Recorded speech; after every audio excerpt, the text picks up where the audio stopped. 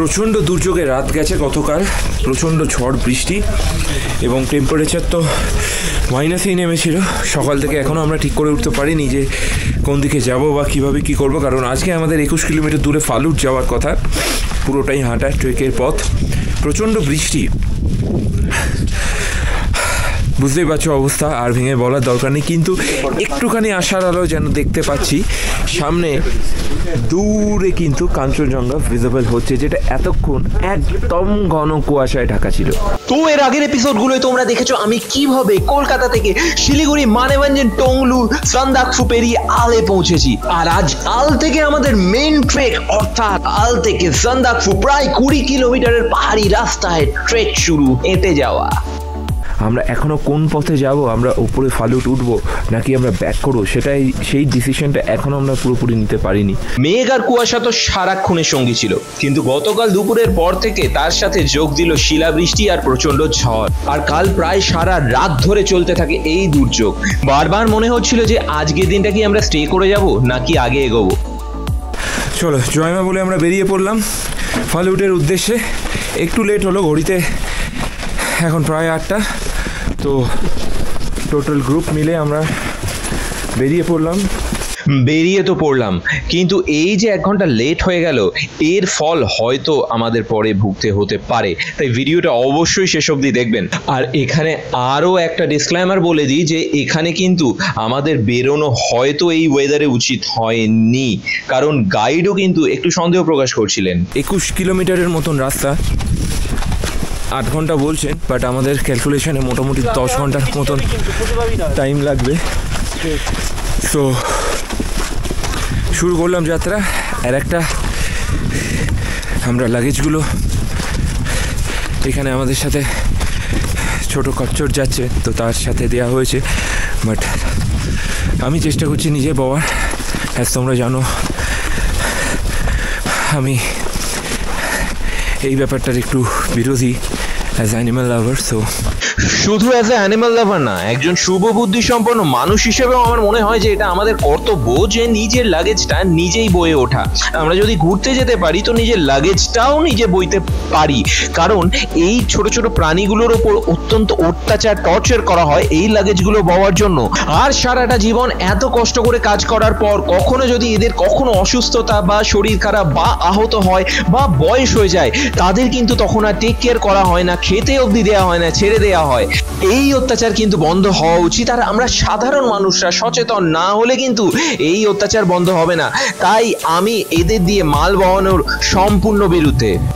যদি বস ট্রেক করার দম থাকে তো মাল বওয়ার দমটাও নিজের মধ্যে থেকে তৈরি করো, সেই ইন্সপিরেশনটাও নিজের মধ্যে থেকে আনো, তবেই ট্রেক করো, না হলে নয়। এখানে জায়গায় জায়গায় কিন্তু দেখো রোড সাইন দেওয়া আছে, হ্যারো দেওয়া আছে, চড়াই শুরু হয়েছে। এবার বুঝতে পারছি চারটা কোথায়।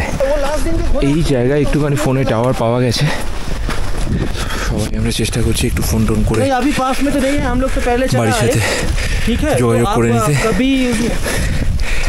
এইবারে সামনে কিন্তু এই পুরো চড়াই, আসল খেলা কিন্তু এখানে শুরু। ব্যাপারটা কিন্তু রহস্য আছে, দেখা যাক। এখনো দূরে কুয়াশা, পুরো ফগ ফিল্টার দেয়া আশা, কোনো একটা রহস্যজনক পৃথিবীর মধ্যে যেন আমরা প্রবেশ করছি, যেখানে বাস, ট্রাম, ট্যাক্সি, মেট্রো, মিছিল, ধর্মঘট, মারামারি কিছু নেই, কিছু রহস্য রয়েছে। আর এরকম চড়াই উতরাই আর প্রকৃতির অসাধারণ একটা রূপ রয়েছে। আর ছোট্ট করে বলে দিই, ফেসবুকে সৌম্যদীপ ইক্লিপস পাঠক আমার পার্সোনাল, ছোট ছোট পাথরগুলো লুজ পড়ে আছে, সরিয়ে দিই সাইডে। সৌম্যদীপ ইক্লিপস পাঠক আমার পার্সোনাল প্রোফাইল, তার সাথে পাঠক সৌম্যদীপ আমার ইনস্টাগ্রাম এবং just for my entertainment YouTube channel এবং just for my entertainment Facebook পেজও রয়েছে। আর সৌম্যদীপ পাঠক ফটোগ্রাফি আমার ফেসবুক পেজও রয়েছে।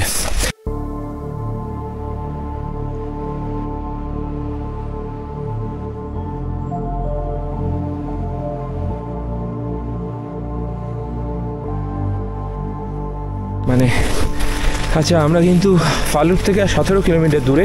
প্রত্যেকটা মাইলস্টোন তোমাদের দেখাচ্ছি। 17 কিলোমিটার্স ফ্রম ফালুট।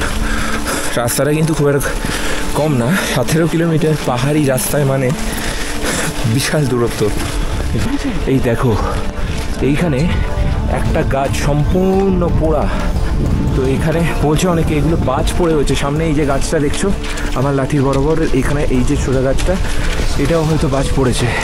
কখনো প্রকৃতির সেই আদিম ভয়ঙ্কর রূপ, আবার কখনো প্রকৃতির খুব সুন্দর স্নিগ্ধ রূপ। কোনো এক অজানা মালি যেন কোনো অজানা দেশ থেকে এসে রোজ এই বাগানের পরিচর্যা করে যায়। দেখে তো এমনই মনে হচ্ছিল।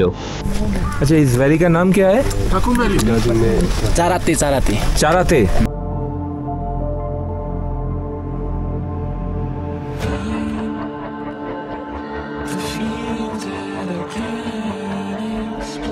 প্রত্যেকটা বাঁকে, প্রত্যেকটা চড়াইতে উতরাইতে যেন মনে হচ্ছে যে আরও নতুন কিছু দেখতে পাবো, আরও নতুন কোনো দৃশ্য, আরও নতুন কোনো রাস্তা, নতুন কোনো রহস্য, পরিবেশে আরও নতুন কোনো চিত্র। আর সত্যিই তাই হচ্ছে।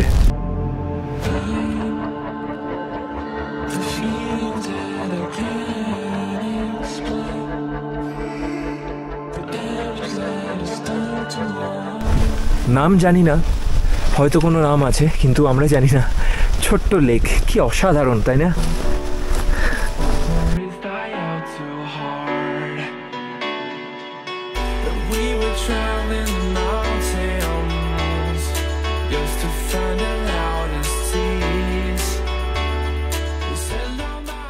একটু রোদ ওঠায় বেশ গরম হচ্ছিল, তাই জ্যাকেট ফ্যাকেটগুলো খুলে ফেলেছি, শুধু থার্মালটা পরে আছি।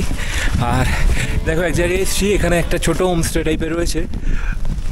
এখানে টেন্টেরও ব্যবস্থা রয়েছে, এখানে টেন্ট ফেন্টও করা যায়। অ্যান্ড ছোট্ট একটা হোমস্টে। তো এখান থেকে একটু আমরা জল ভরে নিচ্ছি এবং এখানে দেখো ভিউটা পাহাড়ের ধারে নিয়ে যাচ্ছি তোমাদের, কন্টিনিউ দেখতে থাকো। এই দোলনাটা দেখো, পাহাড়ের ধারে অদ্ভুত একটা দোলনা করা আছে, একদম পাহাড়ের ধারে।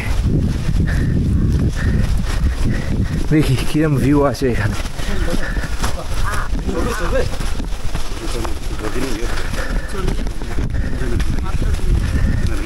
ঠিক যেন দুর্গাপুজোর সময় বিভিন্ন মেলায় আমরা দোলনাগুলো দেখি। গাছ জোরে ঘোরাতে হবে। এই যা অসাধারণ ভিউ এখান থেকে পাবে।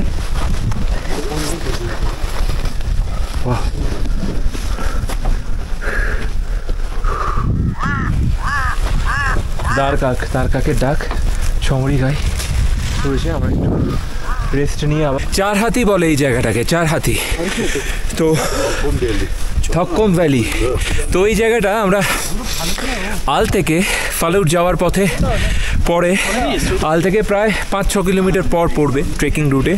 তো এই জায়গায় নাকি এই সাইডে এভারেস্ট দেখা যায় এবং इस साइड पे कांचनजंगा दिखता है, इस साइड पे कांचनजंगा, এইদিকে কাঞ্চনজঙ্ঘা, ও इस तरफ কাঞ্চনজঙ্ঘা, এইদিকে কাঞ্চনজঙ্ঘা আর এদিকে এভারেস্ট একসাথে দেখা যায় এখান থেকে।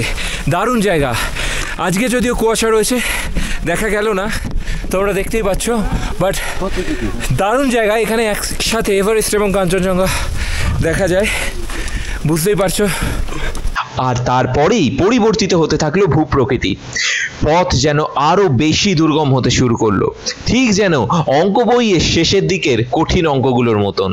একটু আগে আর্মি ক্যাম্পে আমরা সবার ইন্ডিভিজুয়ালি এন্ট্রি করিয়ে এগোলাম, কারণ আজকে ইন্ডিভিজুয়ালি এন্ট্রি করাতে হচ্ছে বিকজ ওয়েদার খুব খারাপ এবং বারবার করে গাইড বলে দিচ্ছেন যাতে সবাই একসাথে থাকে, এবং আর্মিও এসে বলে গেল যাতে আমরা গাইডের সাথে থাকি, পথ না হারাই। এত কুয়াশা, অনেকে পথ হারাচ্ছেন এখানে। এটা দেখে মনে হচ্ছে ওপর থেকে কোনো টাইমে হয়তো কোনো হটপা বান ফান এসেছিল, কারণ পুরো জায়গাটা ধুয়ে চলে গেছে মনে হচ্ছে। অবশেষে চলে এলাম আমরা থকম ভ্যালি।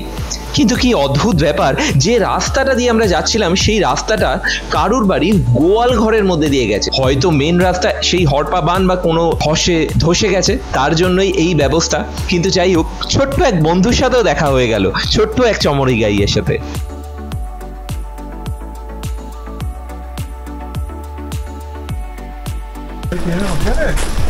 थॉकम वैली बोलता है। हाँ, थॉकम वैली नहीं बोलता है। थॉकम वैली। গোয়াল, সেখান থেকে আমরা শর্টকাটে হয়তো বেরোলাম দেখতেই পেলে, এবং সেটা বন্ধ করে আবার আমাদের এইখানে দিয়ে যেতে হচ্ছে। আমাদের যেতে হবে, ওই কুয়াশা দিয়ে যাচ্ছেন। ছুটির রবিবারের অলস আরাম বারবার মনকে খোঁটা দিয়ে এই প্রশ্ন করতে চাইছিল যে সত্যি সত্যি কি এত কষ্ট করার প্রয়োজন আছে? আর এর উত্তরে যেন প্রত্যেকটা দৃশ্য, প্রত্যেকটা মুহূর্ত চিৎকার করে বলছিল হ্যাঁ আছে। প্রকৃতি মায়ের এই রূপকে দেখা, এই রূপকে পঞ্চ ইন্দ্রিয় দিয়ে অনুভব করার জন্য এই কষ্ট কিন্তু অত্যন্ত নগণ্য। তবে হ্যাঁ, এর জন্য অবশ্যই আগে থাকতে ফিজিক্যাল ফিটনেস প্র্যাকটিসের মধ্যে থাকা এবং মেন্টাল ফিটনেস রাখাও অত্যন্ত প্রয়োজন।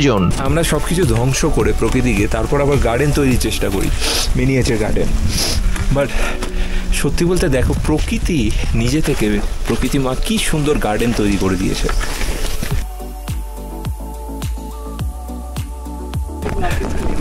প্রচণ্ড পাথুরের রাস্তা, প্রচণ্ড পাথুরের রাস্তা, যেটা স্লিপ করতে পারে। তো ক্যামেরা আমি বন্ধ করছি। জায়গার মধ্যে বিয়ারের ক্যান আর রেড বুল। এইভাবে দয়া করে সিগারেটের প্যাকেট, গুটখার প্যাকেট, কোল্ড ড্রিঙ্কসের ক্যান এসব ফেলে, জলের বোতল ফেলে নোংরা করবেন না। আমার ভ্রমণের অভিজ্ঞতা খুব বেশি না হলেও একটা জিনিস খুব ভালোই বুঝতে পেরে গেছি যে ভারতবর্ষে যা যা দেখার জিনিস আছে তা হয়তো খুব সহজে দেখে শেষ করা যাবে না। ঘড়ির কাঁটায় এখন 12:03। তো বিভিন্ন রকম চড়াই উতরাই আর সুন্দর পথ ভ্যালি পার করে আমরা এখন একটু রেস্ট নিচ্ছি। 2 মিনিটের, 5 মিনিটের, এর বেশি না। তো কিলোমিটার 10 বাকি আছে, মানে 10 কিলোমিটার এখনও বাকি, বুঝতেই পারছেন। 4 ঘন্টার ওপর সময় ধরে আমরা হাঁটছি, কারণ আমরা 8টা নাগাদ বেরিয়েছি হোটেল থেকে, মানে হোমস্টে থেকে। নেপালটার এর থেকে আরেকটু ওপরে দেখাই, এর থেকে আরেকটু ওপরে জায়গাটার নাম নেপালটার। এরম মোটামুটি হাফ রাস্তা কি তার আরেকটু বেশি আমরা কভার করে গেছি, আরও অনেকটা বাকি। অবশেষে পৌঁছে গেলাম নেপালটার, ঠিক যেন এক মেঘের রাজ্য। কেমন সেই জায়গা সেটা কিন্তু নেক্সট এপিসোডে থাকছে, কারণ একটি ভিডিওর লেন্থ কিন্তু অনেক বড় হয়ে যাচ্ছে। তাই অবশ্যই তোমরা চ্যানেলটা সাবস্ক্রাইব করে নাও, আর খুব তাড়াতাড়ি নেক্সট এপিসোড আসছে। দেখা হচ্ছে, শর্টসগুলোও দেখতে থাকো, অবশ্যই ভিডিওটা লাইক করো, শেয়ার করো এবং চ্যানেলটা সাবস্ক্রাইব করো। ভালো থেকো, খুব শীঘ্রই দেখা হচ্ছে। জেলিকেও দেখিয়ে দিলাম, জেলি চলে এসেছে ঘুরতে আমাদের সাথে।